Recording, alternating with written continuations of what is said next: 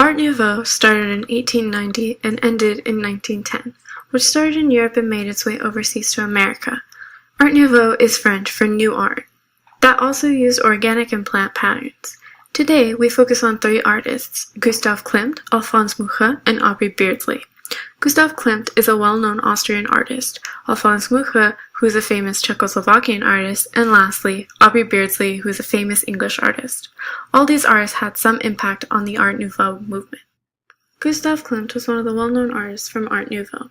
He grew up in poverty in the outskirts of Vienna, Austria, but was exposed to the art world by his mother, who was musically talented. He grew up with artistic talent, and in his adolescent years he left his regular studies to pursue a study in art at Vienna's School of Arts and Crafts. He showed a lot of promise through his commissions, and after his graduation he ended up opening an art studio with his younger brother and a friend. They called themselves the Company of Artists, doing many works of murals. They agreed to focus their work in favor of the historical style that was popular for Vienna's upper class and aristocrats at the time. Eventually, the group joined the Vienna Artists Association, which was a very conservative art group that had control over a majority of art exhibits in Vienna. For Gustav Klimt's artwork to change from the historical style at the time to one that was more personal with a range of influence and lots of symbolism, he had to go through the tragedy of his father and younger brother passing away in the same year. Without his brother, the Company of Artists became harder to take care of, and Klimt also resigned from the Vienna Artists Association. He, along with a group of others that resigned as well, organized the Vienna Secession. They rejected a lot of classical and academic art, but did not have just one style of artwork. They focused on supporting the youth that had non-traditional art styles, bringing new work from around the world, and exhibiting the members' works. The Vienna Secession had many exhibitions, but by the seventh one, Klimt had one of his murals, Philosophy, exhibited for the first time. It was one of the three murals along with Medicine and Jurisprudence, which Klimt created for the University of Vienna. These murals gave off a pornographic nature that people petitioned for them to not be placed into the school. A lot of his artwork gave off such strong vibes that were also very symbolic to Klimt.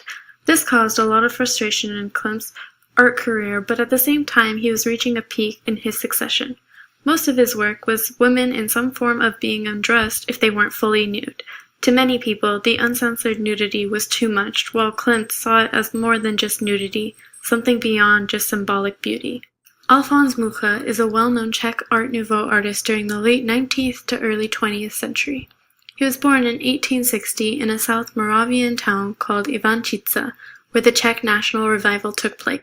Alphonse Mucha is a well-known Czech Art Nouveau artist during the late 19th to early 20th century. He was born in 1860 in a South Moravian town called Ivančice, where the Czech National Revival took place. From there, he had firm beliefs in regards to an independent Czech nation, when it was once occupied by the Austrian Empire. His artistic journey began when he was first employed as a scenery artist in Vienna for a theater company, and then soon doing his own work when he received formal art training in Munich and Paris. From there, he did artwork for local magazines. During late December of 1894, he was commissioned by Le Mercier to design a special Christmas and New Year supplement, which featured Sarah Bernhardt's portrayal of Gismonda at the Renaissance Theater. From there, Mucha's Gismonda became one of his most famous works and earning him to be the leading Art Nouveau artist in Paris. His art style was very much inspired by the works of Hans Marchot, Eugene Samuel Garcet, and the pre-Raphaelites.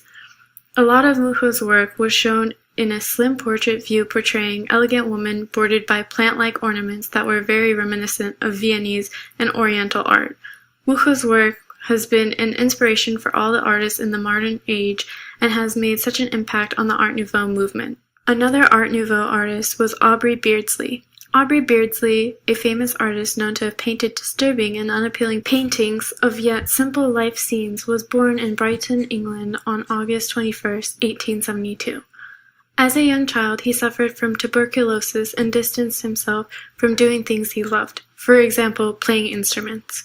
But this disease stayed with him for a lifetime and did not stop him from doing other great things. He eventually began painting and had a unique style.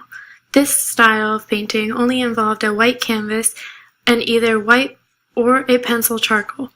It was simple, but yet he made magnificent pieces of art that were inspired by Frederick Brown, who later on became a subject in many of his paintings. Beardsley's art took a twist with Art Nouveau. Many people discouraged his art because it gave you the capability to capture reality, but in a graphical way through art. However, some absolutely hated it. They described it as ugly, weird, disturbing, and just simply terrible. Some of his most famous pieces of art are the ones where he used the fat woman in many of his paintings, each showing different life events and actions. His paintings showed lots of abstract values and reflected much on Asian printing art. They were very similar in style despite the printing.